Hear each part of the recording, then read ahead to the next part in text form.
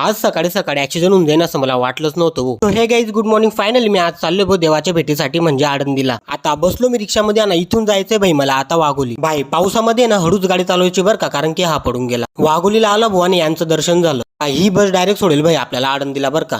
पोहोचलो आता आळंदीला आणि आता जातोय माऊलींच्या मंदिराकडे. या काकांनी मला गंध लावला भाऊ आणि मी त्यांना पैसे नाही दिले, त्यांना चहा पी वाटली. मुलींचा रथ बघून खूप भारी वाटलं भाऊ मनाला. फायनली मंदिराच्या जवळ आलो भाऊ, पण खूप जास्त एक्साइटेड होतो. माझी खूप इच्छा होती की माऊलींना भेटायचे पण जमलं नाही. पण आज आलो. येथे संत ज्ञानेश्वर महाराज इसवी सन 1272 ते 1296 यांची समाधी आहे. इथे येऊन ना माझं मन पुरं हरवण्यासारखं झालं होतं बरं का. मला जायचं कुठे होतं आणि मी जात कुठे होतो. फायनली आला तो दिवस की मी माऊलींच्या जवळ जातोय. संत मुक्ताबाई यांचे दर्शन घेतले आणि पुढे निघालो. मला समजत नव्हतं की माऊलींसमोर जाऊन मी काय बोलणार आहे. रांगमध्ये लागलो आणि गर्दी खूप जास्त होती बरं का. सगळे संकट पार करून आलो मी माऊलींजवळ. माझं मन आणि माझे डोळे फक्त माऊलींना शोधत होते. हे माझे अश्रू म्हणजे एक भक्तीची भाषा आहे बरं का. ते फक्त महाराज समजू शकतात. माऊलींनी हे झाड लावले बरं का. 700 वर्षापूर्वीपेक्षा जास्त जुने हे झाड आहे.